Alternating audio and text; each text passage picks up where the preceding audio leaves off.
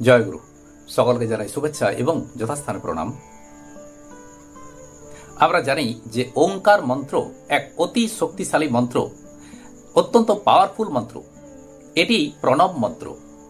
এই ওঙ্কার মন্ত্রে কাদের অধিকার আছে, কারা এই মন্ত্র জপ করতে পারেন, আর শিশুরা যে অ ওয়া ওয়া ইত্যাদি বলে কাঁদে, এইভাবে যে তারা কাঁদে, এই কান্নার মধ্যেও কি ওই ওঙ্কার ধ্বনি প্রতিধ্বনিত হচ্ছে? শ্রী শ্রী ঠাকুর বালক ব্রহ্মচারী এ সম্পর্কে এক অপূর্ব ব্যাখ্যা দিয়েছেন। আজ এ নিয়েই পাঠ ও আলোচনা করব।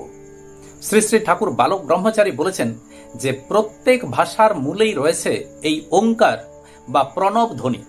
একটি শিশু জন্মের পরই যে ও ওয়া ওয়া এভাবে যে কাঁদে, এই কান্নার ছাঁচে অর্থাৎ এই ধ্বনিটির ছাঁচেই পৃথিবীর সকল দেশের সকল ভাষা সৃষ্টি হয়েছে।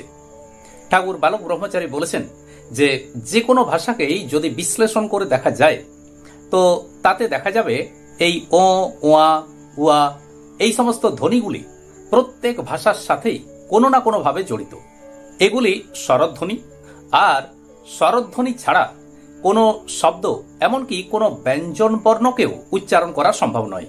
কাজেই এদিক থেকে বিচার করলে আমরা বুঝতে পারবো যে প্রতি মুহূর্তে আমরা যখন কথা বলছি, প্রত্যেকটি ধ্বনির সাথেই আমরা এই ওঙ্কার মন্ত্র জ্ঞাত সারে বা অজ্ঞাত সারে উচ্চারণ করে চলেছি।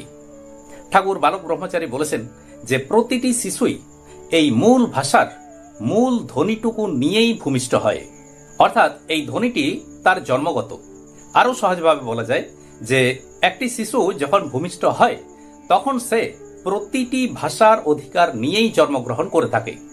শিশুটি ভূমিষ্ঠ হওয়ার পর ও ওয়া ওয়া এইভাবে যে কাঁদে বা এই ধ্বনি উচ্চারণ করে, এই ধ্বনিগুলো থেকেই সে ক্রমশ অ আ ইত্যাদি বর্ণগুলি শিক্ষা লাভ করে থাকে। এই অ আ ধ্বনি থেকেই ক্রমশ শিক্ষা লাভ করতে করতে অচল অধম এই সমস্ত শিক্ষা লাভ করে, এবং তারপরে সমস্ত ভাষা শিক্ষা লাভ করার পর সে সচল এবং উত্তম হয়ে ওঠে। অর্থাৎ তার শিক্ষা শুরু হয়েছিল অচল অধম থেকে, অচল অচল অধম অধম, এবার শিক্ষা লাভ করে সে সচল এবং উত্তম হয়ে উঠল। আর তারপর সেই সমস্ত শিশুদের মধ্যে কেউ কবি, কেউ সাহিত্যিক, কেউ সঙ্গীতজ্ঞ হয়ে ওঠে। আর সেই সমস্ত শিশুদের মধ্যে কেউ কবি, কেউ সাহিত্যিক, কেউ বা সঙ্গীতজ্ঞ হয়ে ওঠে।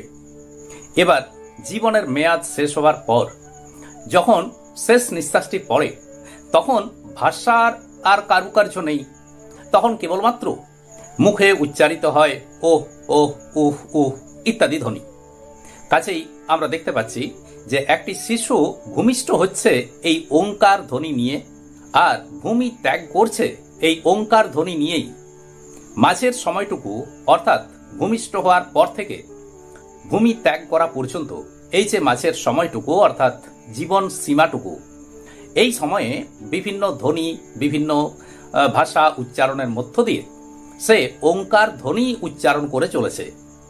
তাই ঠাকুর বলেছেন যে যে ধ্বনি আমাদের জ্ঞাত সারে বা অজ্ঞাত সারে আপনা আপনি উচ্চারিত হচ্ছে, তখন সেই ধ্বনির অধিকার নিয়ে অর্থাৎ সেই ধ্বনি উচ্চারণের অধিকার নিয়ে তো কোনো প্রশ্নই থাকতে পারে না।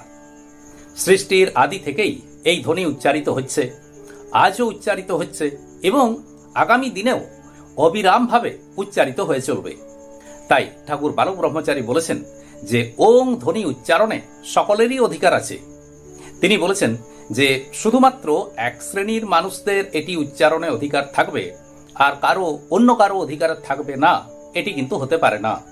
তিনি বলেছেন যে এটি একটি সংস্কার ছাড়া আর কিছু নয়। ঠাকুর সুন্দরভাবে উদাহরণ দিয়ে বুঝিয়ে দিয়েছেন যে চন্দ্র, সূর্য, আকাশ, বাতাস, জল এই সমস্ত কিছুতে যেমন সকলেরই সমান অধিকার আছে, তেমনি ভাষা উচ্চারণের ক্ষেত্রে, শব্দ উচ্চারণের ক্ষেত্রে, ধ্বনি উচ্চারণের ক্ষেত্রে আমরা যখন প্রতি মুহূর্তে প্রতি ক্ষেত্রেই আমরা এই ওং ধ্বনিটিকে নানাভাবে উচ্চারণ করে চলছি, তখন এই ধ্বনি উচ্চারণে কারো অধিকার আছে, কারো অধিকার নেই, এই সমস্ত প্রশ্ন এ তো একটা অবান্তর ব্যাপার। কিন্তু সংস্কারবশত বা যেভাবেই হোক না কেন, এটাই আমাদের মধ্যে চলে আসছে যে এই ধ্বনি, প্রণব ধ্বনি, ওঙ্কার ধ্বনি, কেবলমাত্র এই ধ্বনি উচ্চারণে কেবলমাত্র ব্রাহ্মণদেরই অধিকার আছে। আর সংস্কারবশতই বিভিন্ন মানুষকে নানাভাবে বোঝানো হয়েছে যে অন্যান্য শ্রেণীর মানুষদের এই ধ্বনি উচ্চারণে অধিকার নেই। তাই শ্রী শ্রী ঠাকুর বালক ব্রহ্মচারী মহারাজ বলেছেন যে এই প্রণব ধ্বনি বা ওঙ্কার ধ্বনি উচ্চারণে সকলেরই অধিকার আছে। এই পাঠ ও আলোচনায় আমি সাহায্য নিয়েছি ঠাকুর শ্রী শ্রী বালক ব্রহ্মচারী মহারাজের শুভ জন্মোৎসব উপলক্ষে শ্রদ্ধাঞ্জলি নামক এই গ্রন্থখানি। আজ এই পর্যন্তই। নমস্কার।